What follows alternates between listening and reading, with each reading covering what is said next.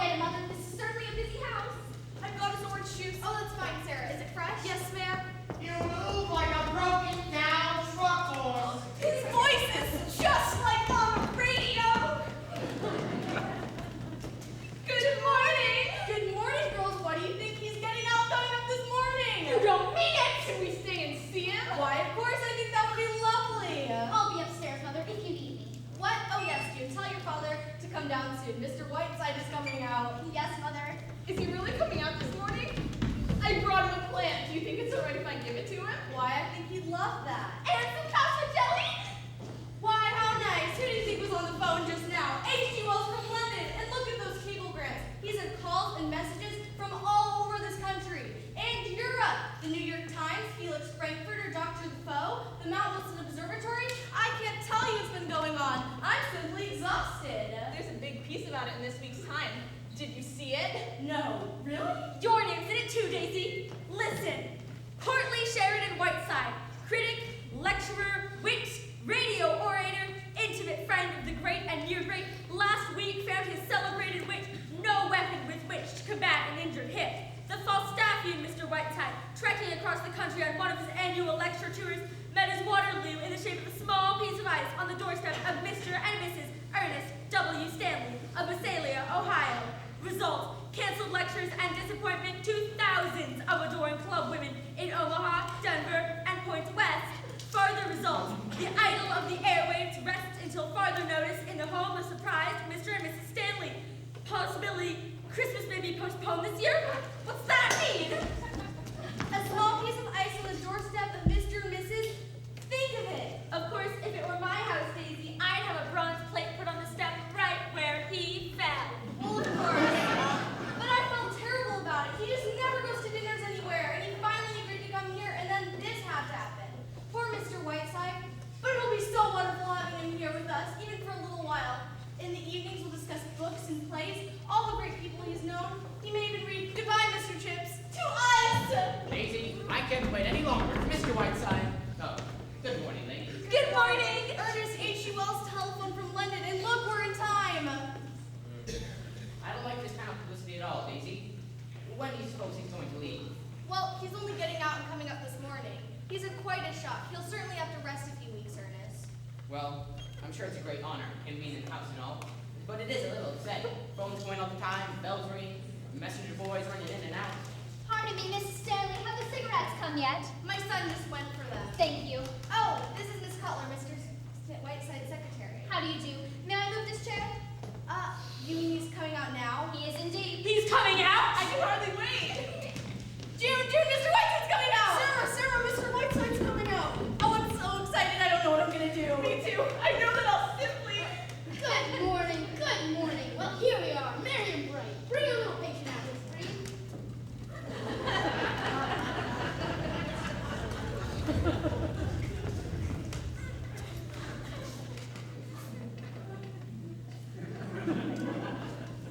I may vomit.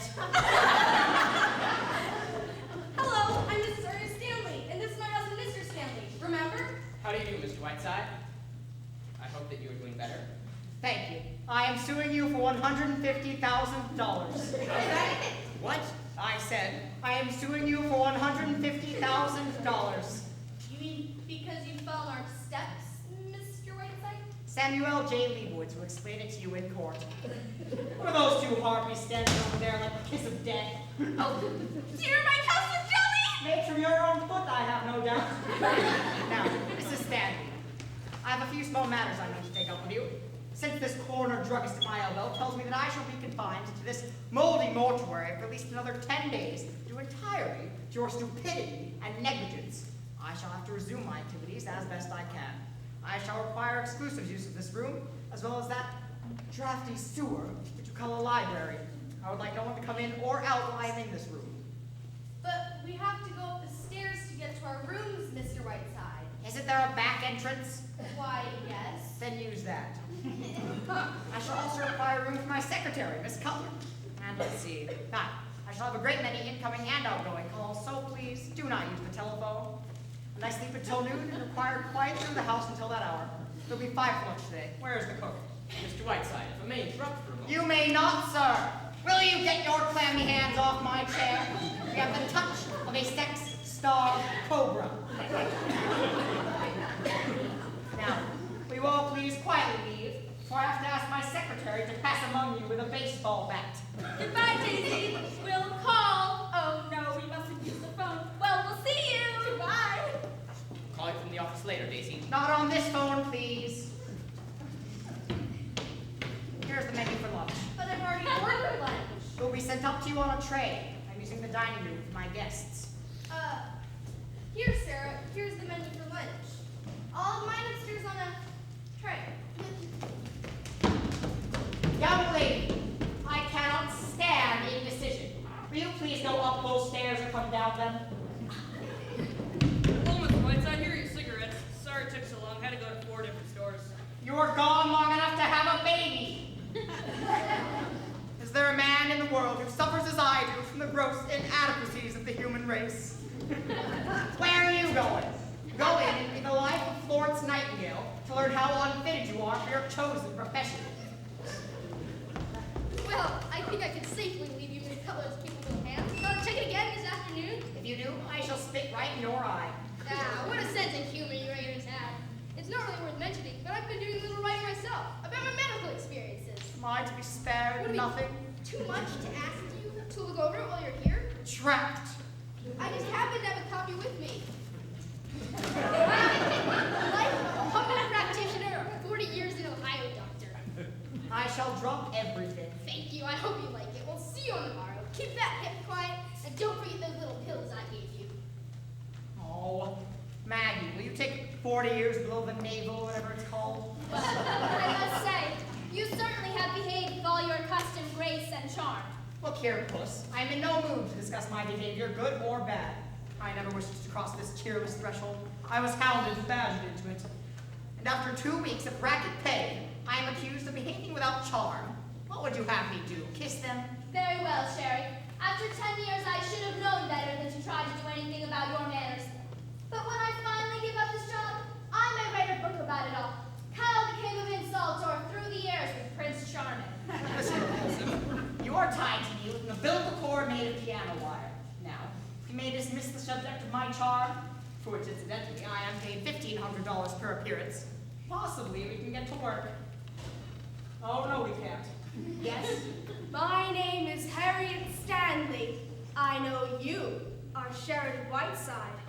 I saw this holly framed green against the pine trees. I remembered what you had written about Tess and Jude the Obscure. It was the nicest present I could bring you.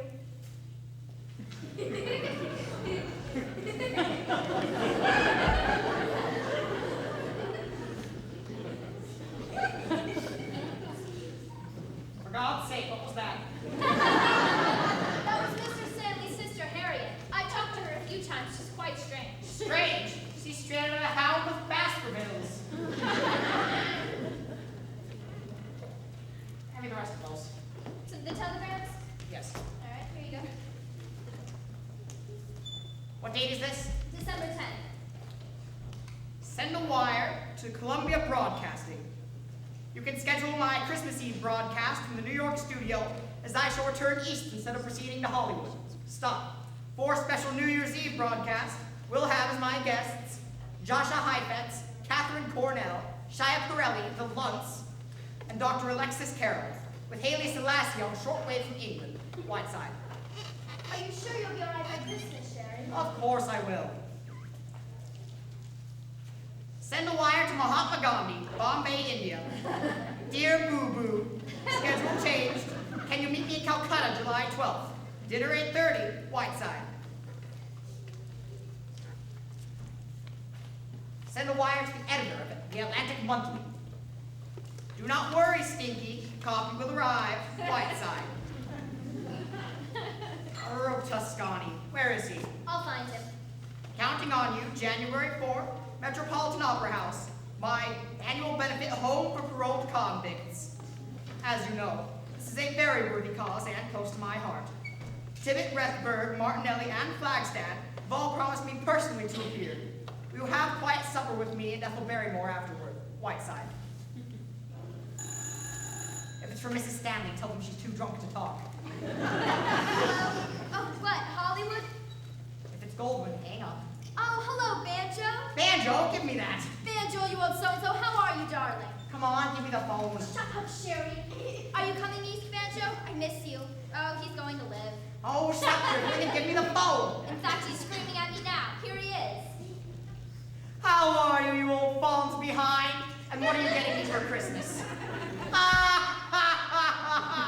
What news, Banjo, my boy? How's the picture coming?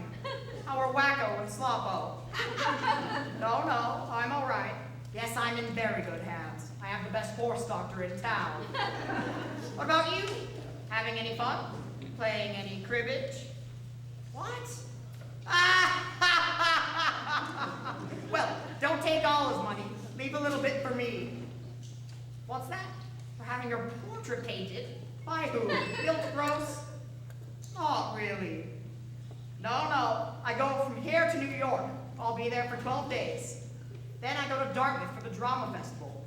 You wouldn't understand. Well, I can't waste my time talking to Hollywood riffraff. Kiss Luella Parsons for me. Goodbye. He took $1,400 from Sam Goldwyn at cribbage last night, and Sam said, "Banjo, I will never play garbage with you again." What's all this about having his portrait painted? Salvador Dali. That's just what that face of his needs. A surrealist to paint it. What do you want now, Miss Bedpan? It's Jefferson. Every 45 minutes. Oh, here's a telegram from that dear friend of yours, Lorraine Sheldon. Oh, let me see it. Sherry, my poor sweet lamb, have met in Scotland on a shooting party with Lord and Lady Cunard, and only now heard of your poor sweet hip. I'm down here in Surrey with Lord Bottomley, sailing Wednesday on the Normandy, and cannot wait to see my poor sweet Sherry, your blossom girl, Lorraine. In the words of the master, I may vomit. Don't be bitter, Puss. Just because Lorraine is more beautiful than you are. Lorraine Sheldon is a very fair example of that small but vicious circle you move in. Pure sex jealousy if I ever saw it. Lorraine Sheldon, Lord Bottomley, my Aunt Fanny. Ah, it's from Destiny's Taunt. Oh, England's little rover boy. Mm-hmm.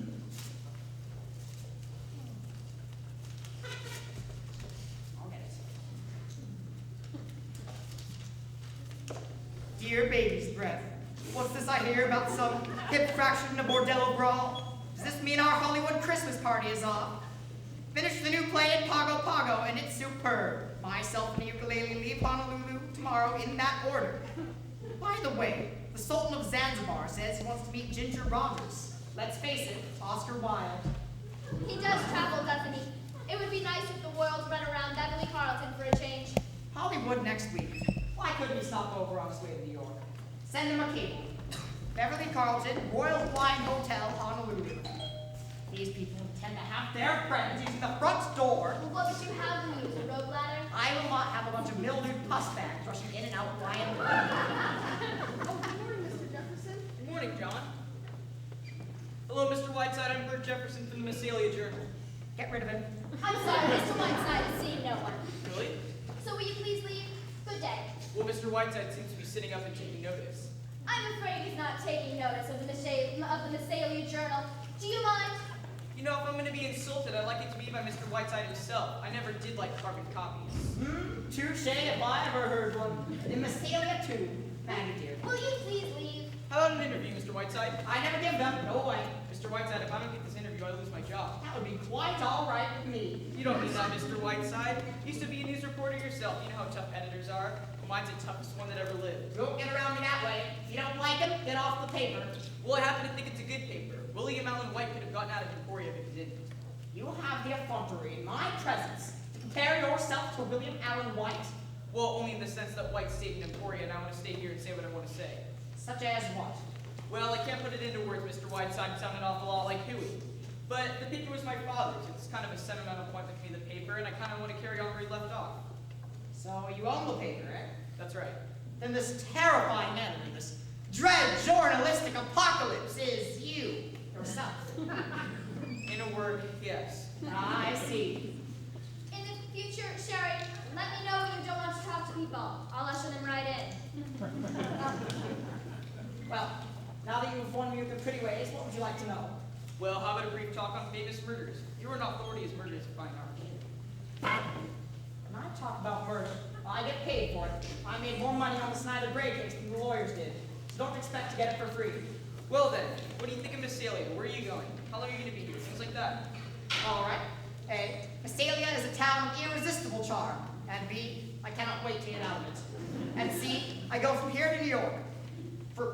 Well, first I go to Crockfield, for my annual benefit home for paroled convicts, for which I have raised over $500,000 in the last 5 years. Then I go to New York. Have you ever been to Crockfield? No, I haven't always been to. As a newspaperman, you ought to go, instead of wasting your time with me. It's only about 75 miles from here.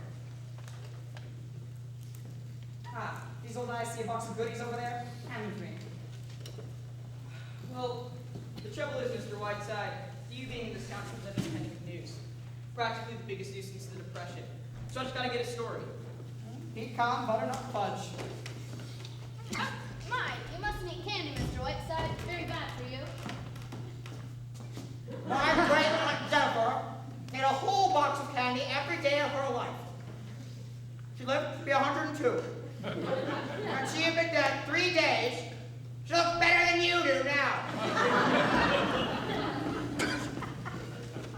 Anyway, have you ever been to Crockfield, Jefferson? No, I haven't. I always meant to. Ah, did you hear how it started? No, I didn't. Sit down, Jefferson. Make yourself comfortable. It is one of the most endearing and touching tales of our generation. One misty St. Valentine's Eve, the year was 1901. A little old lady who had given her name to an era, Victoria, lay dying in Windsor Castle. Maud Adams had not yet caused every young heart to swell as she tripped across the stage as Peter Pan, and Irving Berlin had not yet written the first note to that ragtime rigadoon that would set the nation's feet a tapping. And Elias P. Crockfield was just emerging from the state penitentiary. Destitute, embittered, cruel of heart, he wandered on this St. Valentine's Eve into a little church. But there was no godliness in his heart, no prayer upon his lips. In the faltering twilight, Elias P. Crockfield made his way toward the poor box. With callous fingers, he ripped open the poignant testimony of a simple people's faith. And greedily, he clutched the few pitiful coins within. Then, a child's wavering treble broke the twilight stillness. "Please, Mr. Man," said a little girl's voice, "won't you be my Valentine?" Elias P. Crockfield turned. There stood before him a bewitching little creature of 5. Her yellow curls cascading over her shoulders like a golden Niagara. And in her tiny outstretched hand, a humble Valentine. In that crystal moment, a sealed door opened in the heart of Elias P. Crockfield, and in his mind was born an idea. 25 years later, 3,000 ruddy-cheeked convicts were gambling on the broad lawns of Crockfield and frolicking in the cool depths of its swimming pool. And broadcasting with their own symphony orchestra from their own radio station. Elias P. Crockfield has long since met his maker, but the little girl of the golden curls, now grown to lovely womanhood, is known as the Angel of Crockfield, for she is the wife of the warden. And in the main hall of Crockfield, between a Rembrandt and an El Greco, hangs in a simple frame a humble Valentine. And in the men's washroom every Christmas Eve, the ghost of Elias P. Crockfield appears in one of the booths. Will you sign this, please? This aging debutante, Jefferson, I retain in my employ only because she's the sole support of her 2-headed brother. I understand. Well, thank you very much, Mr. Whiteside. You've been very kind. By the way, I'm a tournament player if you while you're here. Fine. How much can you afford to lose? I usually win. We won't discuss it. Come back at 8:30. We'll play 3-handed with Elsie Dinsmore. Sherry! Mets! Mets, you incredible beetle hound. What are you doing here? I explained, Sherry. First I kissed my Maggie. Mwah! Oh, Max, darling, what a wonderful surprise. Jefferson, you're standing in the presence of Professor Adolf Metz, world's greatest authority on insect life. How do you do? How do you do? Well, Sherry? Metz, stop looking at me adoringly and tell me why you're here. You are sick, Sherry, so I come to cheer you. Jefferson, he lived for 3 years in a cave with nothing but plant lice. And he reads 2 pages of the Encyclopedia Britannica. Don't you, my little bookworm? Please, Sherry, you embarrass me.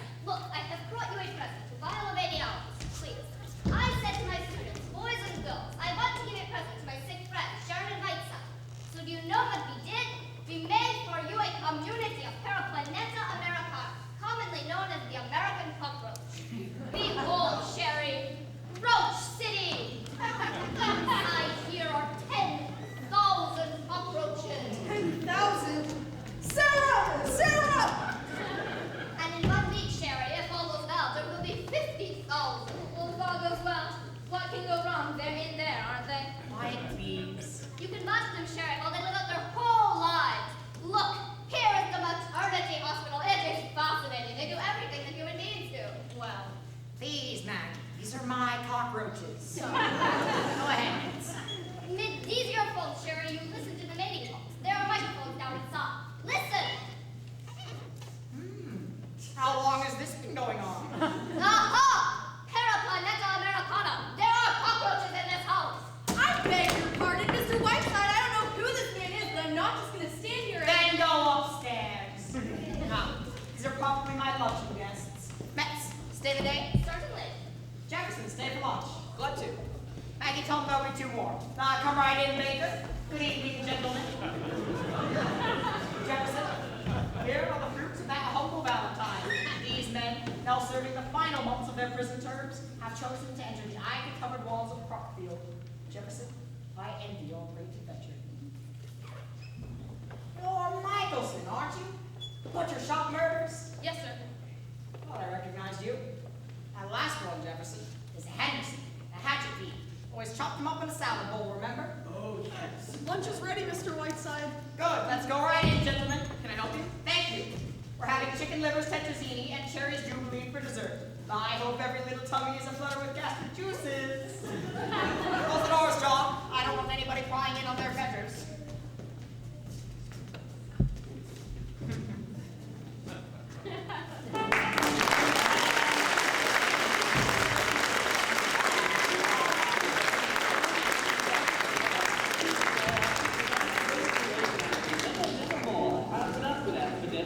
I'll forgive the broken chair, but our landlady's daughter is just more than I can bear. Every night when I get back, Miss Diana's on my track.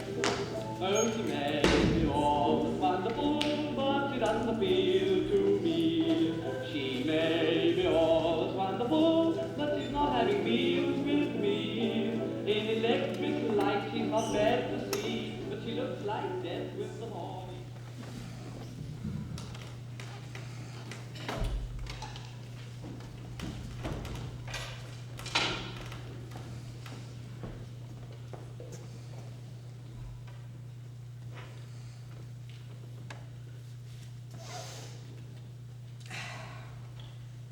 I was dreaming of Lillian Russell, and I awake to find you.